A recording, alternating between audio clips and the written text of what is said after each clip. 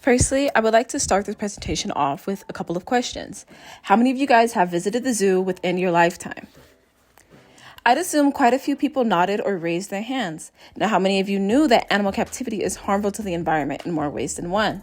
Once again, probably quite a few as well. But do you know the story of Kitty King and how animal captivity has personally affected her? Kitty King is a tiger born in India around 2 to 3 years ago.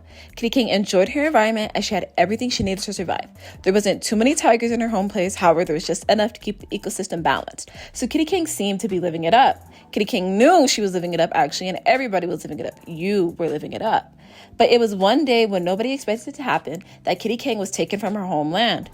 This isn't something that only happens to Kitty King, but to many other animals all around the world. Zoos and sometimes regular civilians take animals from their natural habitat. Throughout the years, many zoos have promoted bringing animals into captivity. They make it seem like it's normal for animals to be locked up and in cages. When you take these animals away from the environment they were born in, you're preventing them from doing what is required of them in nature. But let's go back to Kitty King. Earlier, we talked about how there was just the perfect amount of tigers in the environment, not too many or too few. Well, when Kitty King and a few other tigers were taken away from their homeland, there was now an imbalance in the ecosystem. Water buffaloes, nilgais, gars, and other animals that tigers eat started to overpopulate. There were too few tigers to keep their population narrow, so now they were overproducing, increasing the competition for foods that these animals all eat, such as grass and herbs. An unbalanced ecosystem can ultimately lead to extinction of many animals and plants, negatively affecting the environment. Animals are not made to be locked up. Kitty King is not made to be locked up, and neither are humans and other living things. Nobody in this natural environment is made to be locked up.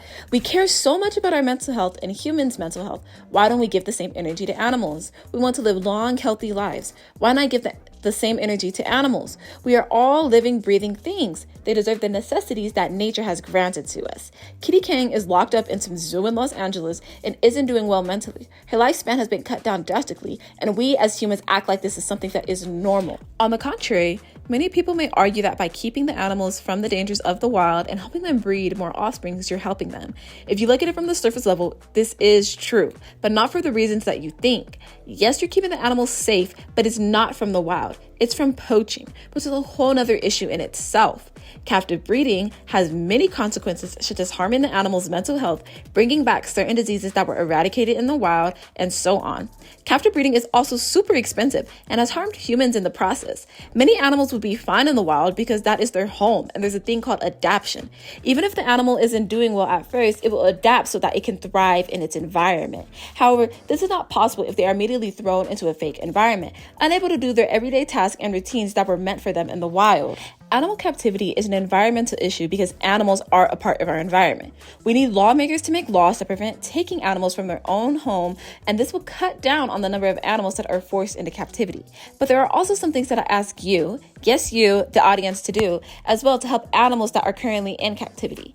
Number 1, don't go to zoos or aquariums. Zoos cannot replicate the natural environment that these animals live in. Instead, they make an even more depressing version of it. It just seems so miserable to live in. I mean, look at this. If you were Kitty King, would you be enjoying this? When you know that you had something as lively as this?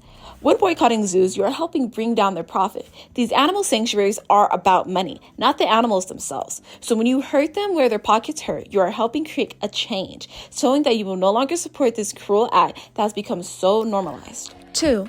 Boycott companies that profit from animal cruelty. This ties into the last point. You can't just boycott the zoos, but the companies that support them too, because animal cruelty takes more forms than one, and we shouldn't stand for any of it. 3, I lastly ask you to spread this message to others. The more people that are aware of this problem, the more power we have to make a change. So please, if Kitty King's story, as well as many other stories such as telecoms, have affected you or even made you think a little more than usual, stand up and make a change to help stop animal captivity. Instead of putting these animals in cages, we need to make laws to help protect the animals so they can live in the wild freely, in an environment that they were born for. Thank you for listening, and I hope you have an amazing day.